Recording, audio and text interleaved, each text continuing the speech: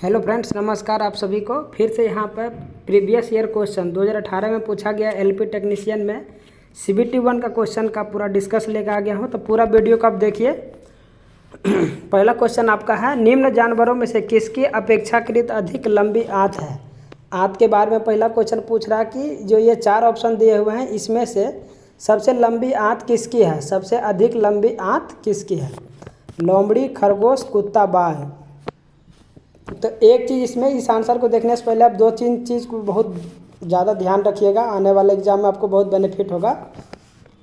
देखिए, जानवर 2 तरह के होते हैं, एक शाकाहारी होता है। जानते हैं कि एक शाकाहारी आपका है, एक शाकाहारी होता है और एक आपका मांसाहारी होता है। ये 2 तरह के जानवर होते हैं, शाकाहारी और मांसाहारी। तो शाकाहारी जानवर के और मांसाहारी दोनों का ध्यान रखेंगे। इसकी जो आंत होगी शाकाहारी का वो क्या होगा, लंबी होगी। किसके कंपेयर में, मांसाहारी। तो मांसाहारी का क्या होगा, छोटा होगा। इसका जो लार होता है वो क्षारीय होता है। लार जो मुंह का होता है वो कैसा होता है, क्षारीय होता है। मुंह जो लार होता है वो क्षारीय होता है, जबकि इसका लार में क्या होता है, अम्लीय होता है। हाइड्रोक्लोरिक अम्ल बहुत ज़्यादा होता है। इसका लार कैसा होता है, अम्लीय होता है मांसाहारी का।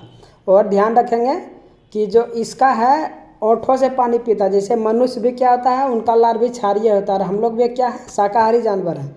शाकाहारी जानवरों में से क्या है, मांसाहारी भी बट क्या है, ओरिजिनली इसको शाकाहारी बोला जाता है। तो हम लोग कैसे पानी पीते हैं, ओठ से पानी पीते हैं, डायरेक्ट पानी पीते हैं। लेकिन जो भी मांसाहारी जानवर है, जैसे आप कुत्ता को आप देखे होंगे पानी पीते हुए, या बिल्ली को देखे होंगे, या बाघ को, तो वो लोग पानी जीभ लपलपा के पीते हैं। मतलब ऐसे जीभ से पानी पीते हैं, ना कि वो डायरेक्ट ओठ से पी सकते हैं हम लोग के जैसा लगातार। तो ये 3-4 चीज़ बहुत ही इंपॉर्टेंट है, आप ज़रूर ध्यान रखेंगे इसको। तो इसका जो राइट आंसर क्या हो जाएगा, सबसे लंबी आंत किसका हो जाएगा इसमें। देखिए, लोमड़ी जो है आपका वो भी क्या है, मांसाहारी जानवर है। कुत्ता भी मांसाहारी है, बाघ भी मांसाहारी है। तो शाकाहारी इसमें कौन सा है, खरगोश जो आपका क्या है, वो शाकाहारी जानवर है। तो इसके कंपेयर में, मांसाहारी के कंपेयर में क्या होगा, इसका आंत वो लंबी होगी। और एक चीज़ और ध्यान रखें कि जो मनुष्य के अंदर जो आंत होती है, मनुष्य जो इसका जो आंत होती है वो कितना मीटर होता है, 6 मीटर लंबा होता है। 6 मीटर लंबा होता है मनुष्य का आंत। अब ध्यान रखेंगे। और 2-3 चीज़ और इम्पोर्टेंट है। सबसे छोटी मछली के बारे में पूछ दे कि सबसे छोटी मछली कौन सी होती है, ये भी आप ध्यान रखिएगा। तो गोभी मछली आप नाम सुनेंगे, जो सबसे छोटी मछली होती है वो गोभी मछली है आपका। और सबसे छोटा जंतु किसको बोला जाता है, अमीबा। सबसे छोटा जंतु कौन सा है, अमीबा। आप ध्यान रखेंगे, मैंने पहले भी प्रीवियस जो पीछे वाला सेट था उसमें भी डिस्कस किया था अमीबा के बारे में। तो जो सबसे छोटा जीव माना जाता है, जंतु माना जाता है किसको, अमीबा। और सबसे विशाल जानवर जो जंतु किसको माना जाता है, तो नीला भेल को। जो नीला भेल है, हम लोग जो समुद्र में रहता है, वो नीला भेल क्या है आपका, सबसे विशाल जानवर है। नीला भेल क्या है, सबसे विशाल जानवर है। तो ये सब चीज़ आप जरूर ध्यान रखेंगे। चलिए नेक्स्ट क्वेश्चन पे चलते हैं। आपका नेक्स्ट क्वेश्चन देखिए मैथ से है कि क्या बोल रहा, अर्जुन और अनुराग एक कार्य को 6 दिन और 7 दिनों में पूरा करते हैं। यदि वे दोनों मिलकर कार्य करते हैं और वह 780 रुपया उसको देता है, कितना मिलता है, 780 रुपया उनको मिलता है, तो अर्जित करते हैं, तो इस धनराशि में अर्जुन का भाग कितना है। मतलब अर्जुन का भाग जो है वो क्या कर रहा है, हम लोग से पूछ रहा है कि अर्जुन का भाग वो कितना होगा। तो देखिए, इससे निकालने के लिए अगर आपको पैसा पूछे कि कितना भाग होगा, इसका भाग कितना होगा, उसका 2-3-4 या जितना भी यहाँ पे अर्जुन और अनुराग दिया था, अर्जुन लिख लीजिए एक तरफ, एक आपका अनुराग लिख लीजिए। और कुछ नहीं करना, दोनों को क्षमता निकालना। पहले पूरा काम निकालेंगे फिर क्षमता निकाल लेंगे। तो अर्जुन कितना काम कर रहा है, 6 घंटा काम कर रहा है। और ये कितना दिन में काम किया है, ये 7 दिन काम किया है, दिनों में है। तो दोनों पहले पूरा काम निकालिए। पूरा काम निकालने के क्या करते हैं, दोनों को गुना करिए, मतलब दोनों का एलसीएम लेते हैं। जनरली दोनों क्या करते हैं, एलसीएम लेते हैं, गुना नहीं करते हैं। तो 6-7 का एलसीएम क्या हो जाएगा, 42 हो जाएगा। अब हमको क्या निकालना है, कैपेसिटी, जिसको क्षमता। क्योंकि पैसा देखिए, अगर कोई ज़्यादा काम कर रहा है तो उसको ज़्यादा पैसा मिलेगा, जो कम काम कर रहा है उसको कम पैसा मिलेगा। जो पैसा मिलता है वो दिन के अनुसार नहीं, सबसे पहले किसके अनुसार कैलकुलेशन होगा, क्षमता के अनुसार। तो क्षमता निकालिए। पूरा काम कितना है, 42। अगर 6 के स्पीड से करेगा तो कितना क्षमता इसका हो जाएगा, 6 7 42, 6 को डिवाइड करेंगे तो कितना हो जाएगा, 7। इसका क्षमता कितना आ गया, 7।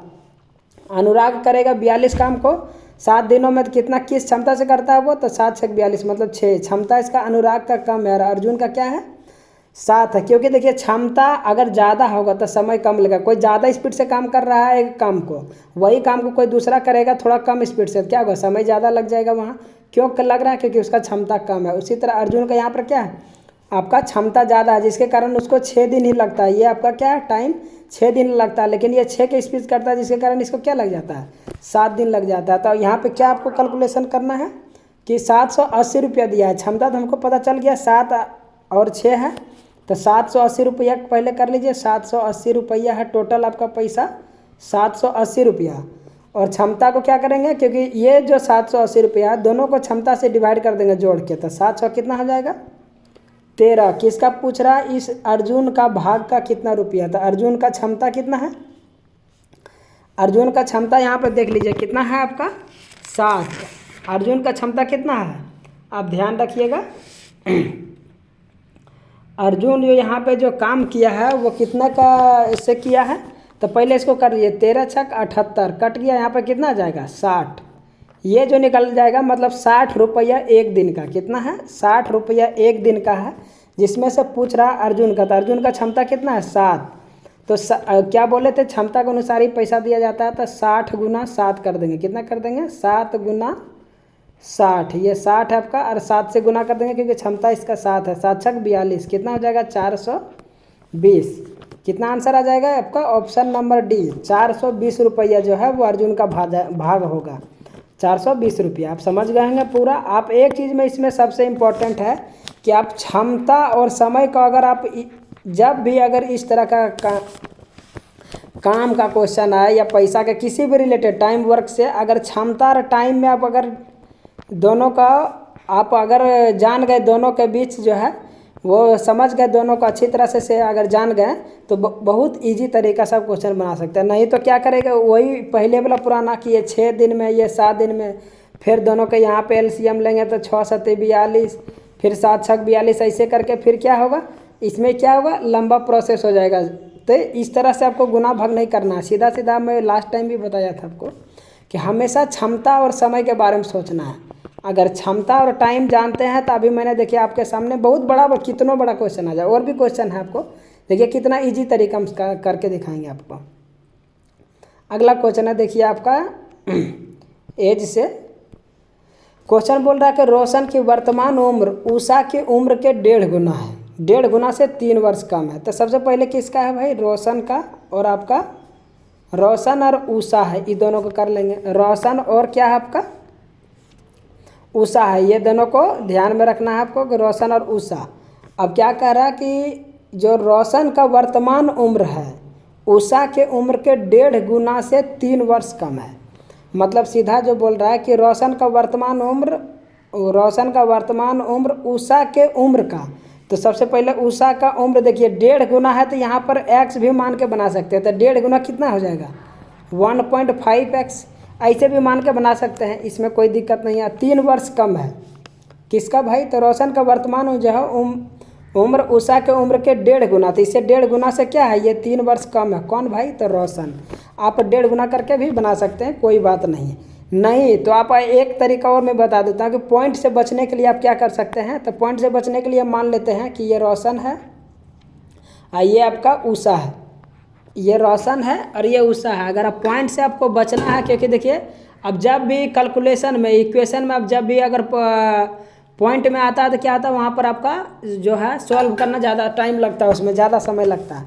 1.5 गुना करना है, क्यों नहीं इसको हम 2 मान लेते हैं, इसको 2 मान लेंगे। और इसको अगर इसी ना क्या है कि रोशन जो है वो उषा की उम्र का 1.5 गुना है, तो बताइए 2 का 1.5 गुना कितना होगा, 3 होगा कि नहीं, एकदम होगा। देखिए आपका क्या हो गया, यहाँ पे पॉइंट आपका गायब हो गया, ये आपका 2 हो गया, ये आपका 3 हो गया। तो ये यहाँ पे क्या हो गया, इस तरह से आपको पॉइंट जो है वो यहाँ पे नहीं हुआ।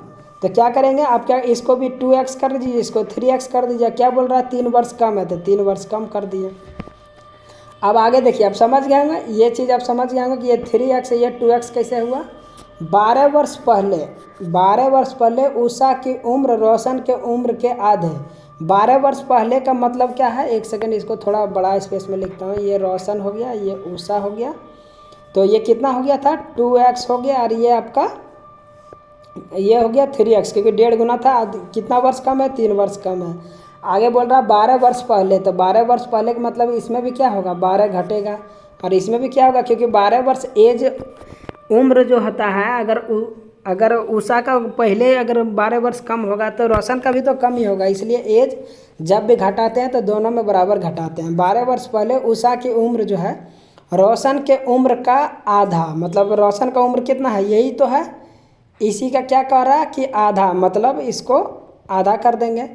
आधा रोशन की उम्र के आधे से 3 वर्ष ज़्यादा है, मतलब अभी जितना सब है इसमें से क्या करेंगे, फिर 3 वर्ष ऐड कर देंगे, क्योंकि क्या कह रहा है कि ज़्यादा है। और फिर क्या क्या हो जाएगा, ये दोनों बराबर, क्योंकि ये जो कैलकुलेशन है किया जाता है, क्योंकि बराबर ज़्यादा या कम या दोनों कहेगा तो दोनों का स्थिति में क्या करेंगे, हम बराबर कर देंगे। बस इसको कैलकुलेशन कर दीजिए, आपका आंसर आ जाएगा। ये 2 को उधर ले जाएंगे, पहले 2 को उधर ही ले जाइए, तो ये क्या हो जाएगा आपका 3x हो जाएगा। ये 12 में से 3 माइनस 15, आई +3 हो जाएगा आपका। 2 उधर ले जाइएगा तो कितना हो जाएगा, ये 2 दूना 4, ये 12 दूना कितना हो जाएगा 24। अब यहाँ पे 3x है, ये 15 3 18, मतलब अभी ये घटाएंगे तो 3x 3x हो गया, ये कितना हो जाएगा -12, इधर क्या हो जाएगा 4x - 24। इस x को उधर ले जाएंगे तो क्या हो जाएगा, 4x में से एक x चल गया तो x बच जाएगा, ये 24 में से इधर प्लस में आएगा, ये नहीं तो क्या करेंगे आप इधर कर देंगे, 24 को किधर ले जाए, इधर ले जाइए, ये +24 हो जाएगा, तो ये माइनस में 12, ये प्लस में, तो इधर होकर क्या आ जाएगा +12। तो x बराबर मेरा कितना निकल गया, 12 वर्ष निकल गया। किसका पूरा, रोशन के वर्तमान उम्र। रोशन का वर्तमान उम्र क्या था 3x - 3, क्योंकि देखिए यही तो है ऊपर वाला, रोशन के वर्तमान उम्र क्या है, उषा के उम्र के 1.5 गुना से 3 वर्ष का आता है, यही तो 1.5 गुना से 3 वर्ष कम है, यही तो क्या आपका रोशन का वर्तमान उम्र है। क्या है 3x - 3, x बराबर कितना आ गया, रोशन का क्या था 3x - 3, यार x बराबर अभी कितना आ गया 12, बस यहाँ पर रख दीजिए, 12 3 36 हो जाएगा, 3 घटा दीजिएगा तो कितना जाएगा आपका 33। यही आंसर क्या हो गया 33 पर क्या, ऑप्शन नंबर सी में आपका क्या दिया हुआ 33 साल आपका आंसर आ गया। आप समझ गए होंगे। तो इस तरह का देखिए, मैंने भी जब एग्ज़ाम मेरा 2018 में था, तब मैं भी इसी तरह से जिसमें समय को बचा सकते हैं उसमें ज़रूर बचाने का कोशिश कीजिए, क्योंकि आप जानते हैं जब ऑनलाइन आप एग्ज़ाम देते हैं वहाँ पर मिनट सेकंड सब चलते रहता है, तो क्या एक तो ऐसे ही आपका जिस क्वेश्चन में 2-3 मिनट लग जाएगा, नहीं बना तो ऐसे भी प्रेशर में आ जाता है, और क्योंकि समय वो चल रहा है। तो ऑनलाइन में थोड़ा इस बात का ध्यान रखेंगे, जो एकदम आराम से ईजी तरीका से ईजी बनाने का कोशिश करेंगे, ताकि आपका क्या क्वेश्चन गलत भी ना और सही भी और जल्दी बन जाए। तो इस चीज़ को बहुत ज़्यादा मायने रखता है अगर आपको एग्ज़ाम निकालना है तो। अगला क्वेश्चन देखिए, आपका पीरियोडिक टेबल है। पीरियोडिक टेबल में बता रहा हूँ कि पिछला बार जितना भी था आवर्त सारणी से, पीरियोडिक टेबल से सब में कम से कम 2 से 3 क्वेश्चन पूछा गया था हर एक सेट में। CBT 1 का बात करें या 2 का बात करें, सभी में आवर्त सारणी से क्या है 2 से 3 क्वेश्चन, क्योंकि आवर्त सारणी एक बहुत बड़ा एक स्पेशल चैप्टर ही है, इसमें बहुत तरह से क्वेश्चन बनाया जाता है। तो आप पीरियोडिक टेबल को बहुत अच्छे से ध्यान रखिएगा। मैं कोशिश कर रहा हूँ कि पीरियोडिक टेबल एक स्पेशल एक क्लास रहा हूँ कम से कम 1 घंटे का, जिसमें पीरियोडिक टेबल से जितने भी सारे क्वेश्चन को इसमें कवर कर लूँगा मैं बहुत जल्दी। उसका मैं अभी PDF बना रहा हूँ, उसका जो है पूरा भी चल रहा है, बहुत जल्दी मैं उस क्वेश्चन को लेकर आऊँगा। इस क्वेश्चन को देखिए, आवर्त सारणी से है आपका कि क्या बोल रहा है, आवर्त सारणी में कौन से 2 आवर्त में 8 तत्व मौजूद हैं। कौन सा ऐसा 2 आवर्त है, क्योंकि आवर्त आप कितना होता है आप जानते होंगे, आवर्त की संख्या 2 चीज़ तो जानते होंगे। आवर्त कितना होता है 7, और समूह कितना होता है आपका, समूह कितना होता है 18। आवर्त कितना होता है, टोटल आवर्त 7 होते हैं, समूह आपके 18 होते हैं। तो ये आवर्त से क्वेश्चन, आवर्त से क्या क्वेश्चन है कि कौन सा 2 आवर्त है। आवर्त होता है first second third, first second third fourth fifth sixth और आपका 7, ये टोटल कितना 7 आवर्त हैं। और क्या पूछ रहा है कि 2 आवर्त में, तो पहले हम 7 का लिख देते हैं, उसमें से दो जिसका भी पूछ रहा है वो देख लेंगे। तो पहला आवर्त में कितना होता है, हाइड्रोजन और हीलियम कितना होता है, मात्र 2 तत्व होते हैं। तीसरा में बात करेंगे, तीसरा में अगर बात करेंगे तो कितना तत्व हो जाएगा आपका, दूसरा में बात करेंगे तो hydrogen helium lithium beryllium boron carbon nitrogen oxygen fluorine sodium तो यहाँ पे कितना हो जाएगा आपका 8 तत्व हो जाएंगे सेकेंड में। और थर्ड वन में भी कितना हो जाता है आपका 8 हो जाते हैं। फोर्थ में बात करेंगे तो 18 हो जाएगा। अब फिफ्थ में बात करेंगे इसमें भी 18 हो जाता है। सिक्स में बात करेंगे तो 32। और उसके बाद सबको जोड़ लीजिए, सभी को ऐड करने के बाद जो भी बच जाएगा उसको किस तत्व में रख दिया गया है, किस आवर्त में, 7वें आवर्त में। तो ध्यान रखना है कि फर्स्ट में कितना होता है 2, सेकेंड में 8, तीसरा आवर्त में भी 8 होता है, चौथा में आपका कितना होता है 18, सॉरी ये 18 है, एक मिनट ये दूसरा में भी 8 होता है, तीसरा में भी 8 होता है आपका, चौथा में 18 होता है, और पांचवा भी क्या होता है 18 तत्व होते हैं, छठा में 32 होते हैं, और उसके बाद जो शेष तत्व होते हैं वो सभी किस में होते हैं 7वें आवर्त में। आपके 7वें आवर्त में सभी शेष तत्व हैं। और ये भी पूछा गया है कि जो आधुनिक आवर्त सारणी किसने दिया था, इसमें भी पूछा था 1913 ईस्वी में दिया था। किसने, मोसले, ये ब्रिटेन का वैज्ञानिक था। क्योंकि जो अगर पूछा जाए कि आवर्त सारणी सबसे पहला आवर्त सारणी किसने दिया था तो मेंडलीफ ने दिया था। तो मोसले जो दिया है वो परमाणु संख्या के आधार पर पूरा तत्व को आवर्त सारणी में बैठाया है, जबकि आपका मेंडलीफ किस पे दिया था, परमाणु द्रव्यमान पे दिया था, जो कि बाद में जाके क्या हो गया, वो गलत हो गया। तो वो जो आधुनिक आवर्त सारणी है वो 1913 ईस्वी में दिया था। किसने, मोसले द्वारा तैयार किया गया था 1913 ईस्वी में। आप ध्यान रखेंगे। तो इसका देख लीजिए कौन सा आवर्त हो जाएगा, इसका तो आंसर नहीं बताया। 2 आवर्त में 8 तत्व होते हैं, कौन सा होता है देख लीजिए आपका, क्योंकि मैंने फर्स्ट में कितना बताया था आपका 2, सेकेंड में 8 बताया था, थर्ड में भी कितना होता 8, और फोर्थ में कितना होता 18, फिफ्थ में भी 18, और आपका छठा में आपका 32, और जो शेष बच जाएगा वो 7वां में। तो 2 और 3 में 8 तत्व। देख लीजिए ऑप्शन नंबर क्या है आपका, डी है। 2 और 3 में कितना हो जाएगा आपका 8 तत्व हैं। चलिए नेक्स्ट क्वेश्चन पे चलते हैं। नेक्स्ट क्वेश्चन बुक से आपका, किस सुप्रसिद्ध व्यक्ति ने एन अनसुटेबल बॉय नामक पुस्तक लिखी। क्या नाम है, एन अनसुटेबल बॉय नामक पुस्तक लिखी है। शत्रुघ्न सिन्हा, करण जौहर, शाहरुख खान, खुशवंत सिंह। इसका आपको राइट आंसर बताना कि किसने ये लिखा है। तो इसका जो राइट आंसर हो जाएगा वो करण जौहर ने लिखा है। कौन सा बुक, तो एन अनसुटेबल बॉय लिखा है। और भी ध्यान रखेंगे, और भी उसने बुक लिखा है ए सूटेबल बॉय। अगर पूछ दे यहीं पर ए सूटेबल बॉय, तो ये किसने लिखा है, ए अनसूटेबल बॉय है। एक सूटेबल बॉय पूछ देगा तो क्या होगा आपका suitable boy. A suitable boy अगर कभी पूछ दे तो इसका ये अनसूटेबल है, इसके जगह ए सूटेबल बॉय आ जाएगा। तो आपका राइट आंसर जो हो जाएगा वो विक्रम सेठ, बहुत ही फेमस लेखक हैं विक्रम सेठ। विक्रम सेठ ने क्या लिखा है, ए सूटेबल बॉय। अनसूटेबल किसने लिखा है, करण जौहर। और देखिए करण जौहर के और भी पुस्तकें हैं, आप ध्यान रखिएगा। करण जौहर ने लिखा था द बिग थॉट्स। क्या लिखे हैं, the big thoughts, the big thoughts. ये भी किसका पुस्तक है, करण जौहर का। क्या, द बिग थॉट्स। अब ध्यान रखेंगे। और एक और क्वेश्चन, एक और बुक है, आप ध्यान रखिएगा, ऑफ लिटिल लव। एक और पुस्तक है, क्या नाम, बहुत ही फेमस पुस्तक है उनका, ऑफ लिटिल लव। आप ध्यान रखेंगे क्या है, ऑफ लिटिल लव। एक second of little love, of little love पुस्तक। ये 3 पुस्तक करण जौहर ने लिखा है। एक अनसुटेबल बॉय हो गया, दूसरा है आपका द बिग थॉट्स, और तीसरा है ऑफ लिटिल लव। ये 3 पुस्तक कौन लिखा है आपका, करण जौहर। आप ध्यान रखेंगे। विक्रम सेठ के बारे में मैंने बताया था कि सूटेबल बॉय विक्रम सेठ लिखा है। और विक्रम सेठ का बहुत फेमस पुस्तक है द गोल्डन गेट।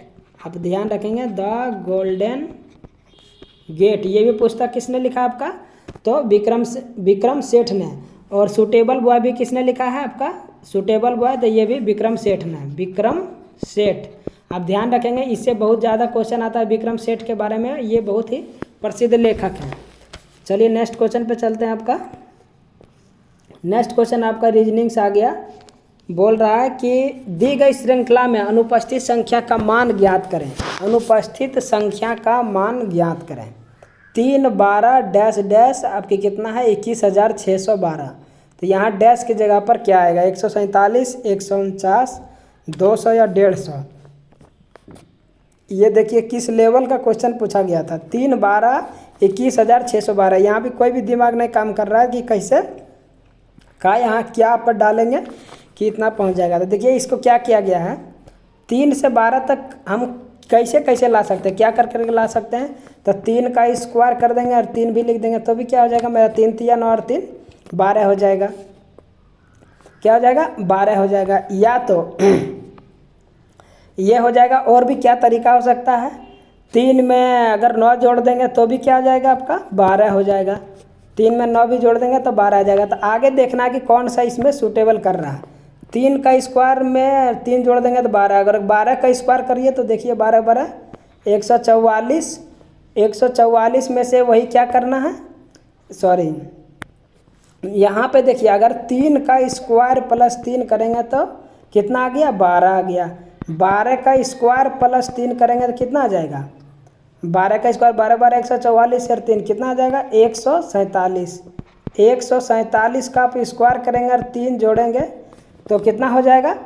आप ध्यान रखेंगे, एक आपका 3 का स्क्वायर प्लस 3 12 हो गया, 12 का स्क्वायर प्लस 3 147 और 147 प्लस 3 करेंगे तो आपका 21,612 आ जाएगा। तो इस लेवल का भी क्वेश्चन पूछा गया, जो कि जनरली आप CGL में SSC में ये सब क्वेश्चन पूछा जाता था, लेकिन LP टेक या ग्रुप डी में भी ये सब क्वेश्चन क्या पूछा गया है। क्योंकि मैं ग्रुप डी का भी एग्ज़ाम पास किया हूँ, उसमें भी मैं जॉब किया हूँ और LP टेक्नीशियन में भी जॉब कर रहा हूँ। तो इस तरह का क्वेश्चन बहुत ज़्यादा आया है। तो इस लेवल का भी रीजनिंग पूछा जा रहा है, तो इस लेवल का भी रीजनिंग आप ज़रूर ध्यान रखेंगे।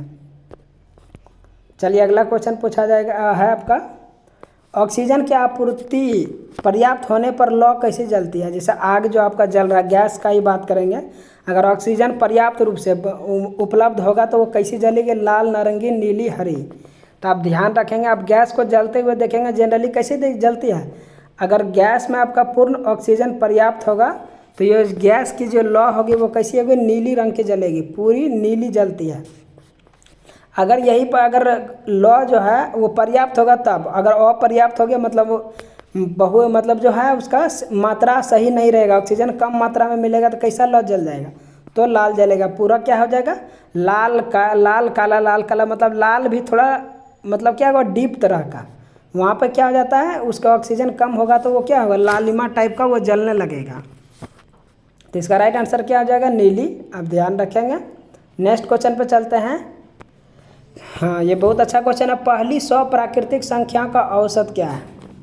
औसत के किसको बोलते हैं, औसत उसको बोलते हैं सभी संख्या को जोड़ के, मतलब जितनी संख्या उतना से अगर भाग दे दें तो क्या हो जाएगा, मेरा औसत निकल जाएगा। औसत का तो फॉर्मूला यही बोलता है कि सभी संख्या को क्या करेंगे, सभी संख्या को जोड़ के, सभी संख्या का जोड़ बटे जितनी संख्या है उतना संख्या से क्या कर देंगे, नंबर ऑफ संख्या से क्या कर देंगे, आपका नंबर ऑफ जो संख्या रहेगा उससे डिवाइड कर देंगे। तो पहली 100 प्राकृतिक संख्या, तो पहली 100 प्राकृतिक संख्या मतलब क्या, 1 2 3 4 5 6 तो पूरा हो जाएगा ना। 1 से लेके कितना तक हो जाएगा आपका, 1 से लेके पूरा 100 तक, क्योंकि 100 तक बोल रहा था। 1 से लेके आपका पहली 100 प्राकृतिक संख्या बोल रहा ना, तो 1 से लेके कितना तक, 100 तक हो जाएगा। तो ये सभी इसका प्राकृतिक संख्या निकालना है। तो देखिए इसको निकालने के लिए आप 1 + 2 + इतना ऐड नहीं कर सकते। तो इसका फॉर्मूला आप जरूर ध्यान रखेंगे कि पहली प्राकृतिक 100 संख्या का औसत कैसे निकालते हैं इसको। तो इस क्या करेंगे, बस कुछ नहीं, इसको फॉर्मूला पे आप लगा दीजिए, n × n + 1/2n। ये आपका क्या होता है, प्राकृतिक संख्या का औसत निकालने का फॉर्मूला था। क्या होता है, n × n + 1/2n। n आपका क्या है, लास्ट संख्या। जितना संख्या के बारे में पूछा जाएगा, जैसे 100 प्राकृतिक संख्या है ना, तो लास्ट संख्या आपका n कितना है, आपका 100। तो यहाँ पर क्या बैठा देंगे, 100 और 100 + 1 कर देंगे तो कितना हो जाएगा, 1 सेकेंड इसको एक साथ कर लेते हैं। ये 100 हो जाएगा, इधर कर देंगे तो 101 हो जाएगा बटे 2n। मतलब यहाँ पे 100 × 2 कर दीजिएगा तो कितना हो जाएगा, 200। 100 दूना कट कर देंगे 200, अगर 101 को 2 से भाग देंगे तो कितना हो जाएगा, 101 को देंगे तो 51.5 हो जाएगा। क्या हो जाएगा, 51.5 हो जाएगा। तो राइट आंसर मेरा क्या आ जाएगा, ऑप्शन नंबर सी, 51 नहीं होगा, 101 को 2 से भाग देंगे तो 50.5 होगा, 50.5 होगा। ये 51.1 नहीं होगा, ये तो 51.102 हो जाएगा। तो ये कितना हो जाएगा, सॉरी इसका जो राइट आंसर हो जाएगा वो 50.5 हो जाएगा आपका। 100 प्राकृतिक संख्या का औसत कितना हो जाएगा, 50.5। तो आप जान गए होंगे। नेक्स्ट क्वेश्चन पर चलते हैं। नेक्स्ट क्वेश्चन आपका है, पाइप ए सी किसी खाली टैंक को 32 और 48 घंटे में भर सकते हैं, जबकि पाइप बी भरे हुए टैंक को 24 घंटे में खाली कर सकती है। यदि तीनों पाइप को इकट्ठा खोल दिया जाए तो टैंक को 3/2 भाग भरने में कितने घंटे लगेंगे। यहाँ भाग छूट गया, मतलब पूरा भाग नहीं भरना है, कितना भरना है, 2/3 भाग को ही भरना है। पहले तो ये निकाल लेंगे कि पूरा काम कितना है, अब प्रत्येक का क्षमता निकाल लेंगे। देखिए या तो टंकी का बात करेगा या तो टाइम वर्क का बात करेगा, दोनों सेम है। तो ए सी का दिया है, कितना दे रहा है हमको, ए आपका कितना भर रहा है, 32 घंटा में भर रहा है। ए कितना है, 32 घंटा। आपका सी है 48 घंटा। जबकि पाइप भी भरे टैंक को 24 घंटा में खाली कर रहा है। पाइप भी क्या है, ये दोनों भरने वाला है और सी आपका क्या है, खाली करने वाला। तो तीनों का क्या करेंगे, एलसीएम निकालेंगे, क्योंकि पहले तो हमको क्षमता पता करना है। अगर क्षमता पता चल जाता है तो क्या हो जाएगा, आगे जो है हमको वो सॉल्व करना क्या हो जाएगा, बहुत इजी हो जाएगा। तो सबसे पहले 32, 48 और 24 अगर आप एलसीएम करेंगे तो कितना हो जाएगा, 32, 48, 24। तो इसका जो एलसीएम हो जाएगा वो 96 हो जाएगा। कितना एलसीएम हो जाएगा, 96, क्योंकि 32 में भी 96 आएगा, 24, 48। तो आपका 32 चौके कितना हो जाएगा, आपका ये जो 32 को कितना बार गुना कर देंगे तो 96 हो जाएगा। आप ध्यान रखिए। तो ये आपका 32, 30 या 9, 3 बार में कितना आ जाएगा, 3 बार में आ जाएगा 96, 48 दूनी 96 हो जाएगा और 24 चौके 96। तो ये क्या निकल गया, कैपेसिटी। मैंने बोल रहा था कि हमेशा क्षमता, लेकिन ये इसको प्लस में आप लिख सकते हैं, लिखिए, क्योंकि ये दोनों क्या है, भरने वाला है। ये आपका माइनस में लिखना पड़ेगा क्योंकि ये आपका क्या है, खाली करने वाला है। बस मेरा आंसर निकल गया। बस देखिए क्या करना है, तीनों पाइप को इकट्ठा, मतलब पूरा काम तो समझ गया, काम हमको निकल गया 96, क्षमता भी पता चल गया, और 2/3 भाग ही भरना है। तो पूरा का 2/3 भाग कितना होता है, पहले निकाल लेते हैं। तो 32 दिया कितना हो जाएगा, 96, और 32 दूना क्या हो जाएगा, 64। मतलब काम हमको कितना करना है, 64 करना, 96 नहीं करना, कितना करना, 64। और तीनों का इकट्ठा खोल देगा। तो देखिए ये 3 भरेगा, ये 3 और 2 5 भर देगा, लेकिन ये क्या कर देगा, आपका 4 खाली कर देगा। 5 में से क्या करेगा, आपका 4 तो क्या करेगा, खाली कर देगा। तो जो कितना घंटा आ जाएगा, आप ध्यान रखिए। तो 5 में से 4 खाली कर देगा, तो मतलब कितना की स्पीड से भर पाएगा, वो एक ही तो भर पाएगा। तो 64 को 1 से डिवाइड करिएगा तो कितना आंसर आ जाएगा, 64। देखिए कितना इजी तरीका से इतना बड़ा क्वेश्चन बना दिया। इसका राइट आंसर क्या आ जाएगा, ऑप्शन नंबर बी, मतलब 64 घंटे में तीनों इकट्ठा खाली करेंगे तो भर देंगे। इसीलिए मैं हमेशा बोलता हूँ कि क्षमता निकालिए, पूरा काम निकालिए, बहुत आराम से ये क्वेश्चन आपका सॉल्व हो जाएगा। नेक्स्ट क्वेश्चन चलते हैं आपका। नेक्स्ट क्वेश्चन है, संवेग का इकाई क्या होता है। इकाई भी आप जरूर ध्यान रखिएगा, आपका इकाई भी बहुत पूछा जाता है। इकाई तब आप बना पाएंगे जब किसी चीज़ का फॉर्मूला आपको आता है। जैसे संवेग आता है, संवेग का आपको फॉर्मूला आना चाहिए, तो आप जान जाएंगे संवेग को किससे लिखते हैं, हम लोग पी से लिखते हैं। और संवेग बराबर क्या होता है, द्रव्यमान गुना वेग। क्या होता है, द्रव्यमान गुना वेग, मतलब मास इंटू वेलोसिटी। बस आप जानते हैं मास का, आप जानते हैं क्या होता है, मास को कैसे लिखते हैं, केजी लिखते हैं। अब वेलोसिटी का मात्रक क्या होता है, वेलोसिटी हमेशा किस में आता है, मीटर पर सेकेंड में। वेलोसिटी की मात्रा किस में आता है, मीटर पर सेकेंड। इसी को तो बैठा देना केजी मीटर, और पर सेकेंड को अगर बराबर में लिखेंगे तो एक कितना ऊपर हो जाएगा, पर सेकेंड के लिए आपका पावर में -1 कर देंगे तो इसे क्या हो गया, केजी मीटर पर सेकेंड। नहीं तो फिर ऐसे भी लिखा रहेगा, सॉरी यहाँ पर केजी लिख दीजिए, केजी मीटर, या तो नीचे भी डाल दीजिएगा तो भी क्या हो गया, केजी मीटर पर सेकेंड। ये दोनों क्या एक ही चीज़ लिखा है। तो केजी मीटर पर सेकेंड किस में आंसर है, देख लीजिए। तो जो संवेग का आपका मात्रक हो जाएगा केजी मीटर पर सेकेंड।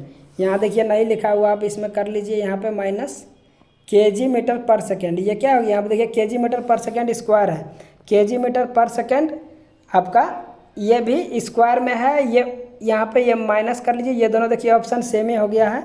लेकिन आपका राइट आंसर जो है वो क्या हो जाएगा, राइट आंसर हो जाएगा केजी मीटर पर सेकेंड। ये कैसे मालूम चला, तो संवेग बराबर क्या होता है, द्रव्यमान गुना वेग। अगर आप द्रव्यमान गुना वेग को सिर्फ रख देंगे बस निकल गया। उसी तरह बहुत सारा पूछ सकता है, जैसे बल का पूछ सकता है, आपको पूछ देगा कि बल का इकाई क्या होता है।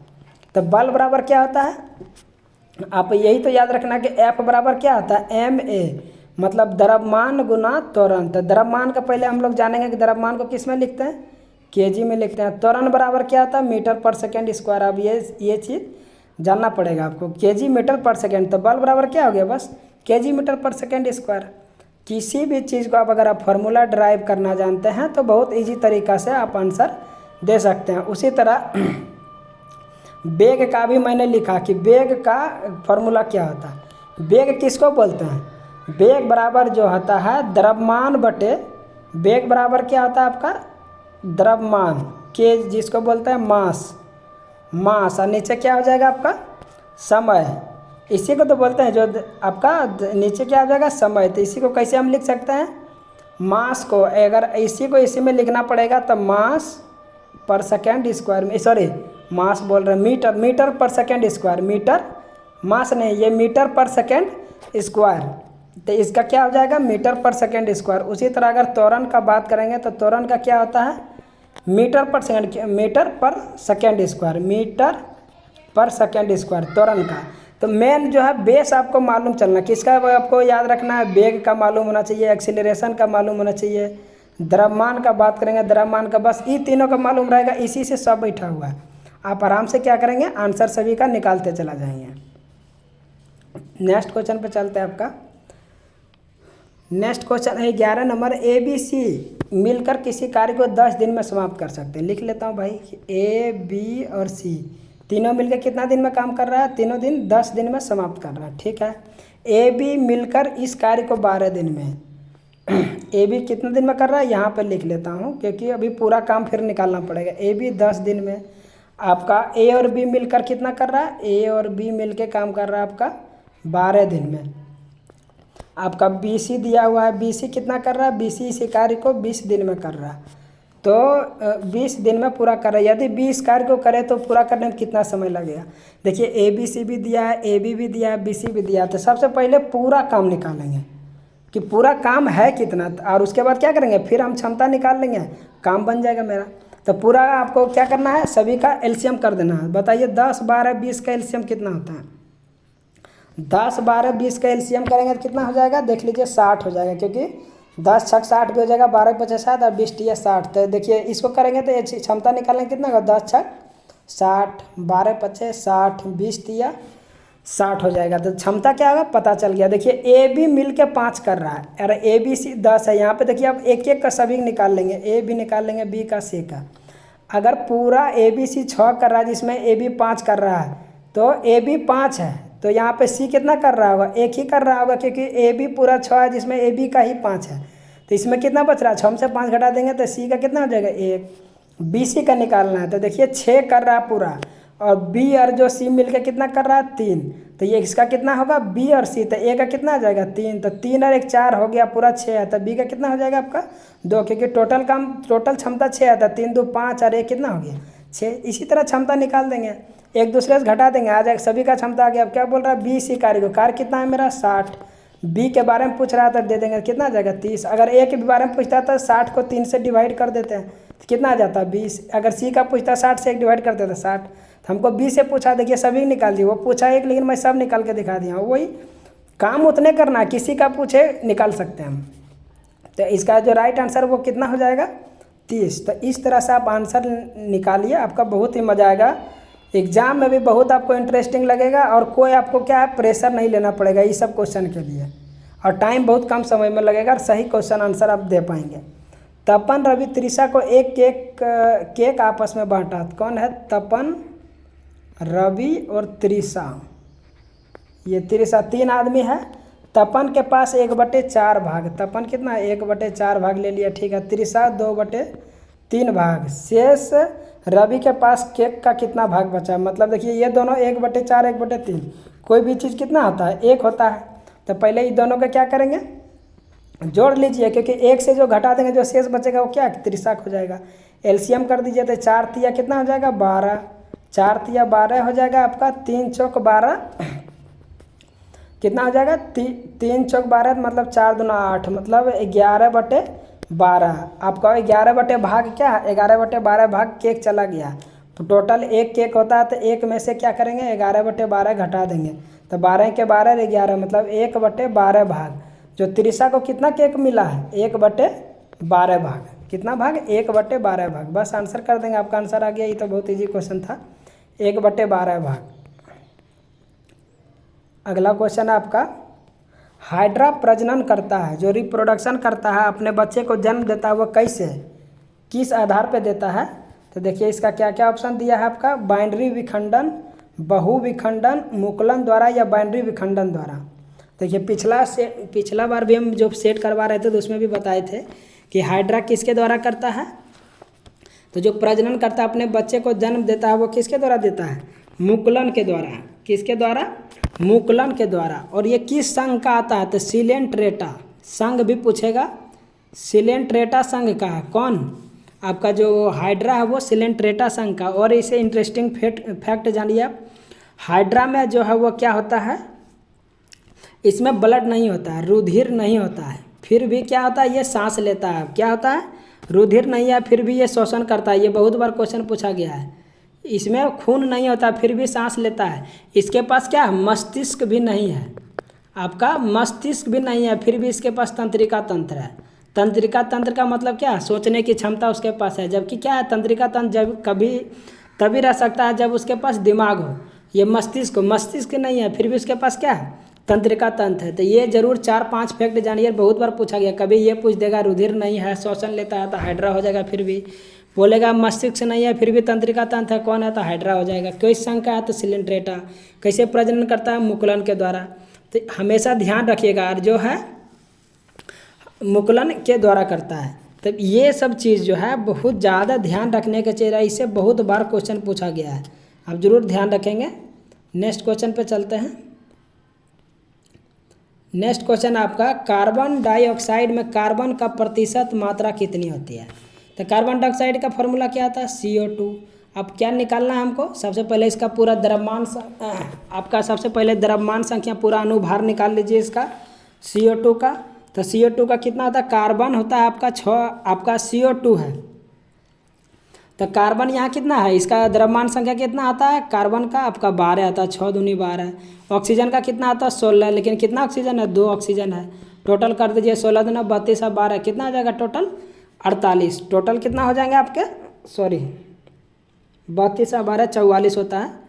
कितना हो जाएंगे? 44। किसका पूछ रहा है? कार्बन का। तो कार्बन का कितना होता है? कार्बन का 12, 44।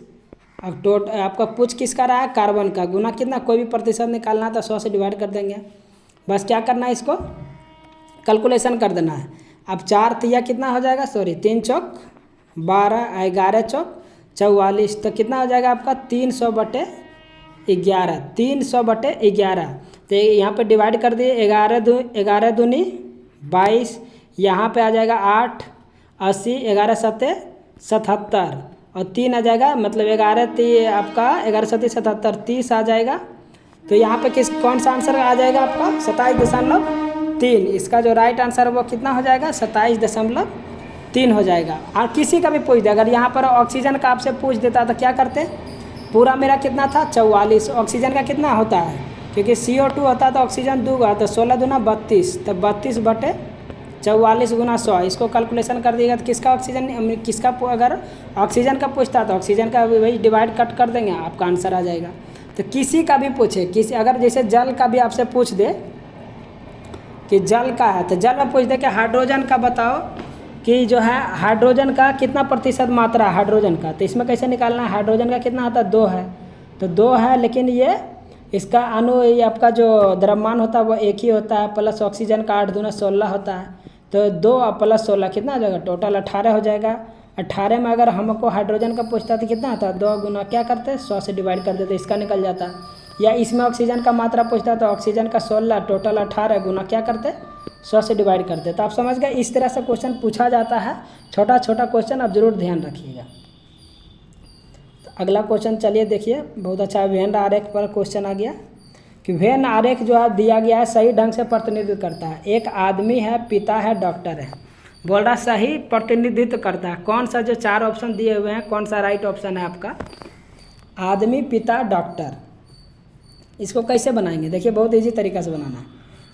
आप यहाँ पे क्या ध्यान रखना कि जो एक आदमी है क्योंकि जो पिता है वो हमेशा आप जानते हैं कि एक आदमी ही होता है। आदमी जो है मतलब मैन ही वो क्या बन सकता है, पिता बन सकता है। क्योंकि माँ कभी पिता नहीं बन सकती है, वो माँ बनती है ना कि पिता बनता है। तो एक आदमी क्या बनेगा, पिता बनेगा। तो ये दोनों का क्या है कनेक्शन, वो आदमी जो है वो क्या बनेगा, वो पिता बनेगा। मतलब जो है सॉरी आदमी है जो क्या, आदमी का फिक्स है, जो पिता बनेगा वो आदमी होगा, ये तो फिक्स है।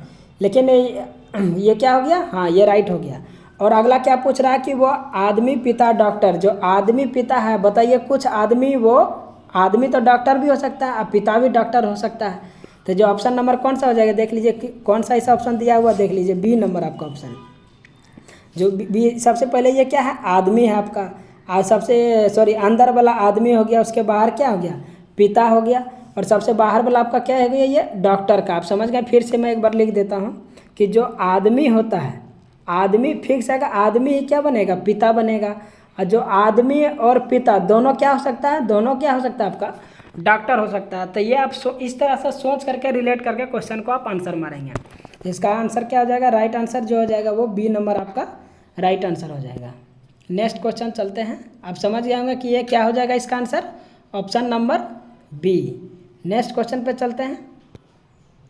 नेक्स्ट क्वेश्चन है, निम्न में से किस संख्या का वर्गमूल एक अपरिमेय संख्या है।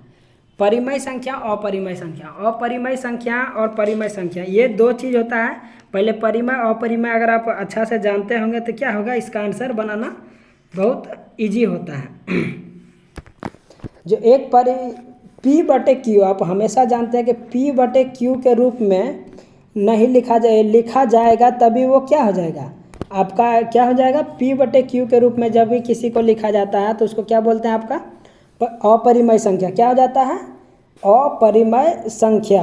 तो यहाँ पे सबसे पहले क्या करेंगे, हम सभी का वर्गमूल पहले निकाल लेते हैं, किसका किसका वर्गमूल होता है। इसमें आपको सीधा जानना है, कोई तो एक ऐसा संख्या होगा जिसका वर्गमूल ही नहीं निकलेगा, सीधा सीधा वही आंसर हो जाएगा आपका। तो देखिए आपका 3969 किसका वर्गमूल है, ये 63 का, आपको निकाल के ही देखना पड़ेगा। आपका 5625 ये किसका है, ये 75 का वर्गमूल है।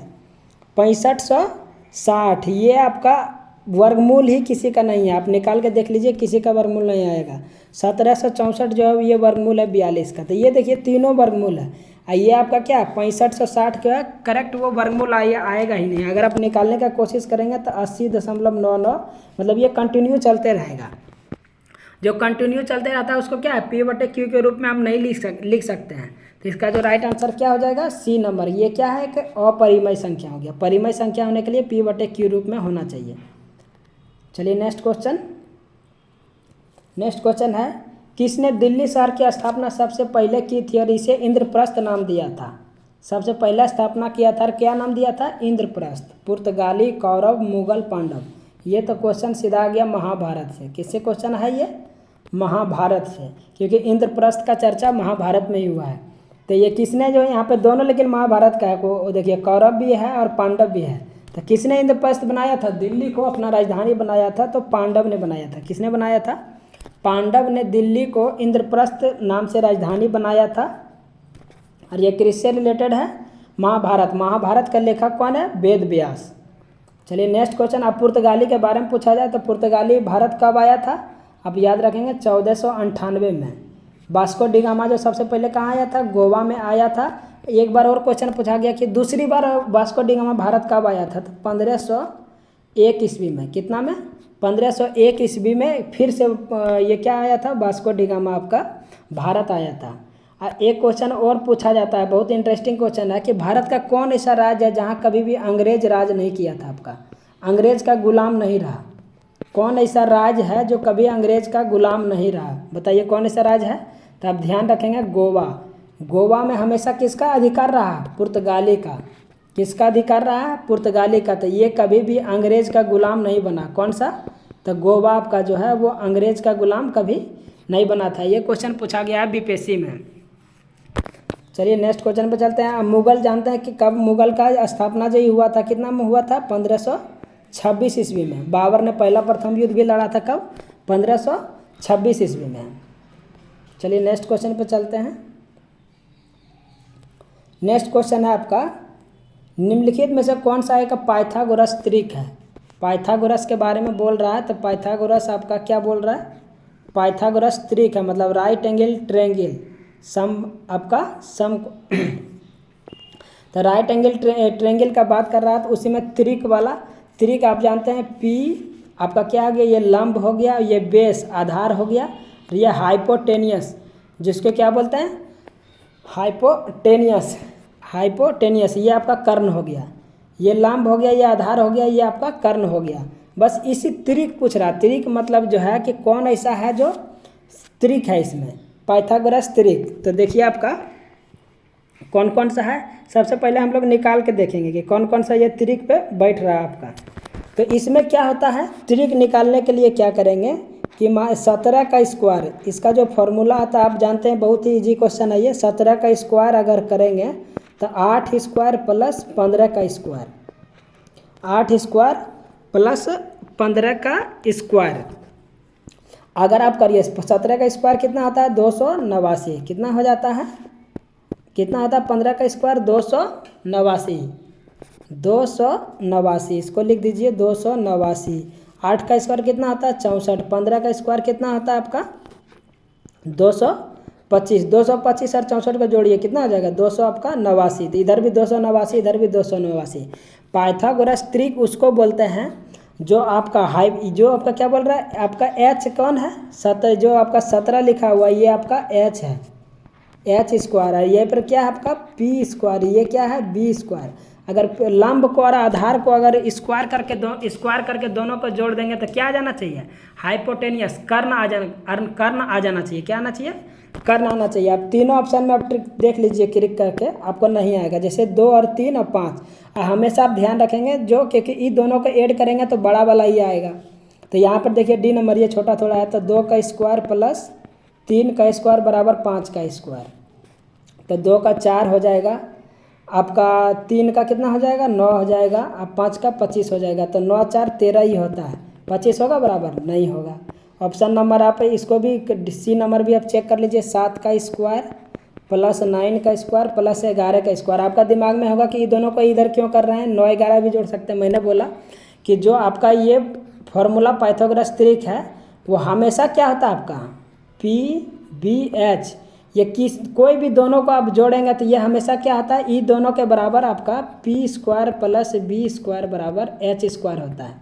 तो हमेशा से ये सब क्या हो जाएगा, मान हमेशा बड़ा है, सॉरी ये छोटा ही होगा आपका, हाइपोटेनियस से हमेशा क्या होगा आपका लंब छोटा होगा, आधार भी छोटा होगा। तो ये दोनों को ऐड करेंगे छोटा वाला, 7 और 9 का, 7 का 7 कितना आ जाएगा 49, 9 का करेंगे तो 81 और 11 का कर देंगे तो 121, 81 और 49 को जोड़ेंगे तो 19, अगर आप इधर दे देंगे तो ये हो जाएगा आपका 100 और प्लस इधर कितना निकल जाएगा 30, तो 130 हो जाएगा। ये कितना हो जाएगा आपका 130, 130 121 बराबर है नहीं है, तो ये भी क्या हो जाएगा आपका हाइपोत्रिक, ये आपका पाइथागोरस त्रिक, ये भी आपका नहीं है। तो आप समझ गए होंगे कि सिर्फ और सिर्फ आपको ध्यान रखना है, ये भी बहुत बार पूछा जाता है, कंफ्यूज नहीं करेंगे। ये आपका कर्ण है, ये आपका लंब है जिसको हम लोग बोलते हैं परपेंडिकुलर, ये बेस है आधार जिसको बोलते हैं बेस, और इसको हाइपोटेनियस को क्या बोलते हैं कर्ण। चलिए नेक्स्ट क्वेश्चन पे चलते हैं। नेक्स्ट क्वेश्चन आपका है सूत्री विभाजन। सूत्री विभाजन के चरणों का नाम बताएं जिसके दौरान विभाजित सेल के गुणसूत्र मध्य रेखा में, बहुत ही बेस्ट क्वेश्चन है, स्थित होते हैं। बोल रहा है कि सूत्री विभाजन में चरणों के नाम बताएं जिसके अनुसार जब सेल विभाजित होते रहता है तो सबसे क्या होता है मिड पॉइंट पर, मतलब मध्य रेखा पर स्थित होता है। एनाफेज, टेलोफेज, मेटाफेज या प्रोफेज, किस पर होता है आपको ये आपको बताना है कि किस में वो क्या होता है आपका मध्य अवस्था में रहता है। तो आपका है, तो इसका जो राइट आंसर हो जाएगा आप लिख लीजिए, इसका जो राइट आंसर हो जाएगा मेटाफेज, जो मध्य अवस्था वो क्या है मेटाफेज। कितना तरह का अवस्था है तो अब याद रखेंगे इंटरफेज, सबसे पहला अवस्था क्या बोलते हैं इंटरफेज, इंटरफेज। दूसरा अवस्था आपका प्रोफेज, दूसरा अवस्था किसको बोलते हैं प्रोफेज, प्रोफेज। तीसरा अवस्था आपका एनाफेज, एनाफेज, तीसरा अवस्था एनाफेज है। लास्ट आपका है टेलोफेज, जो आपका टेलीफेज, टेलो नहीं टेलीफेज जो है आपका, ये आपका सबसे लास्ट अवस्था है। सबसे स्टार्टिंग क्या है इंटरफेज, सबसे पहला जो अवस्था है इंटरफेज, इसको बोला जाता है अंतर अवस्था। प्रोफेज को क्या बोला जाता है आपका पूर्वावस्था। अब मेटाफेज को क्या बोला, सॉरी मेटाफेज मैंने लिखा ही नहीं इसमें, सॉरी प्रोफेज के बाद क्या आता है मेटाफेज, तब एनाफेज। यहाँ पे क्या आ जाएगा मेटाफेज। जो अभी ऑप्शन देख रहे हैं सी नंबर, ये क्या है मेटाफेज, इसी को बोला जाता है। ये सबसे बीच में आता है। तो पूर्व ये आपका क्या हो गया अंतर अवस्था, ये पूर्वावस्था, ये आपका मेटाफेज है मध्य अवस्था। अब पश्चावस्था, एनाफेज को क्या बोलते हैं पश्चावस्था। और अंतावस्था मतलब सबसे लास्ट वाला कौन हो गया टेलीफेज। तो ये 4-5 तरह के अवस्था आते हैं, आप जरूर ध्यान रखिए। हो सकता है इस बार पूछ दे कि सबसे पहला अवस्था कौन सा होता है, तो क्या बोलेंगे इंटरफेज। या दूसरा अवस्था पूछ देता है उसको क्या बोलेंगे पूर्वाफेज। और जैसे मध्य करके पूछ दिया या तो तीसरा करके भी पूछ दे तो क्या बोलेंगे हम लोग मेटाफेज। या चौथा अवस्था पूछ देगा तो एनाफेज, या पाँचवा बोलेगा तो टेलीफेज। आप समझ गए होंगे। चलिए नेक्स्ट क्वेश्चन पे चलते हैं। बोल रहा है कंप्यूटर से, कंप्यूटर में हमेशा एक होता है। ये लास्ट क्वेश्चन आज का, लेकिन मैंने सभी ऑप्शन को बहुत डिटेल से कोशिश समझाने का आपको पूरा बताया हूँ, इसलिए थोड़ा टाइम लग जाता है। लेकिन 20 क्वेश्चन है, आपको इसको 75 क्वेश्चन मैं करूँगा अभी, उसकी पूरी व्यवस्था मैं कर रहा हूँ। तो कंप्यूटर में हमेशा क्या होता है माउस, कीबोर्ड, CPU या ग्राफिक कार्ड। तो इसमें क्या होता है हमेशा आप ध्यान रखिए क्या होगा आप बताइए। माउस जरूरी नहीं है, लैपटॉप में तो माउस नहीं होता है, उसमें तो ट्रैक पैड होता है, जिसको क्या होता है इतना बड़ा होता है आपका, उसी से क्या करते हैं कर्सर को कंट्रोल करते हैं, उसको ट्रैक पैड बोलते हैं। कीबोर्ड का तो ज़रूरत नहीं, कीबोर्ड का है जो हमेशा ज़रूरत नहीं कि वो कंप्यूटर के साथ रहे। CPU आप जानते हैं, CPU को ही तो कंप्यूटर बोलते हैं, रियल नाम जो है वो क्या है CPU को ही तो कंप्यूटर बुलाया था, क्योंकि यही तो इसका दिमाग है। सब कुछ क्या है सेंटर प्रोसेसिंग यूनिट, यही तो सब कुछ इसका है। तो इसके बिना कंप्यूटर है, अगर CPU नहीं रहेगा तो कीबोर्ड माउस का कुछ काम है, कुछ भी नहीं है। ग्राफिक कार्ड ये बहुत में रहता है, बहुत में नहीं रहता। ग्राफिक कार्ड कब काम आता है, जब आप गेम खेलते हैं। आप जब बड़ा बड़ा गेम खेलते हैं तो वहाँ पे ग्राफिक्स देखते हैं कि आप सुने, जब गेम को खेला जाता है तो बहुत बार सुने होंगे कि फ्रेम ड्रॉप कर रहा है, मतलब अगर वो कलर एक्यूरेट तभी दिखाएगा जब आपके कंप्यूटर में क्या होगा, कंप्यूटर या लैपटॉप में क्या रहेगा ग्राफिक कार्ड। तो ग्राफिक कार्ड के कारण क्या होगा बहुत स्मूथ प्ले आपको, और बहुत ही अच्छा आपको देखने को क्या मिलेगा, आउटपुट जो कलर होगा वो बहुत अच्छा लगता है देखने में। तो ग्राफिक कार्ड का किस में है, सिर्फ और सिर्फ इसका प्रयोग किया जाता है। अगर आप गेम खेलना है तो किसका प्रयोग किया जाता है ग्राफिक कार्ड का। बहुत पूछा भी जा सकता है कि ग्राफिक कार्ड का प्रयोग कहाँ पर है, तो गेम खेलने में किया जाता है। आपका ग्राफिक कार्ड बहुत ज़रूरी है। ये 20 क्वेश्चन बहुत ही महत्वपूर्ण क्वेश्चन था। आपको कैसा लगा जरूर कमेंट करके बताइए, और कितने क्वेश्चन सही हो रहे हैं ये भी कमेंट करके बताइए आप। क्योंकि देखिए एक सिलेक्टेड स्टूडेंट यही है कि हम चाहते हैं कि इस बार थोड़ी वैकेंसी कम है, लेकिन अगर आप अच्छे से मेहनत करेंगे तो 110% क्या होगा आपका। अगर आप अच्छे से मेहनत करेंगे तो रिजल्ट 110% होगा। और जहाँ तक बात रहे कि किस बोर्ड में आप फॉर्म भर रहे हैं, तो देखिए बोर्ड किसी में फॉर्म भर रहे हैं, देखिए वो कि कोई नहीं बता सकता कि कहाँ कंपटीशन कम होगा ज़्यादा होगा, ये कोई नहीं बता सकता। अगर बता भी रहा तो वो अपने बता रहा, लेकिन हम कहें सो बोलेंगे कि अपने तरीक़ा से आप बोर्ड को चॉइस करें, सब कुछ देखें। हाँ एक चीज़ कर सकते हैं कि नंबर ऑफ फॉर्म देखिए आप, ये भी आप जरूर देखिएगा कि जहाँ सीट ज़्यादा रहेगा वहाँ फॉर्म की संख्या भी ज़्यादा रहेगा, या जहाँ पे सीट कम है वहाँ पे फॉर्म भी कम रहेगा। तो इससे कोई खास फर्क आपको पड़ने वाला नहीं है कि किस बोर्ड में आप फॉर्म को फिलअप कर रहे हैं, तो ज़्यादा फर्क नहीं पड़ता है इससे। आप ये चीज़ को ध्यान रखेंगे। वीडियो आपको अच्छा लगता है तो एक लाइक ज़रूर कीजिएगा, शेयर भी कर दीजिएगा आपको अच्छा लगा। Thank you very much.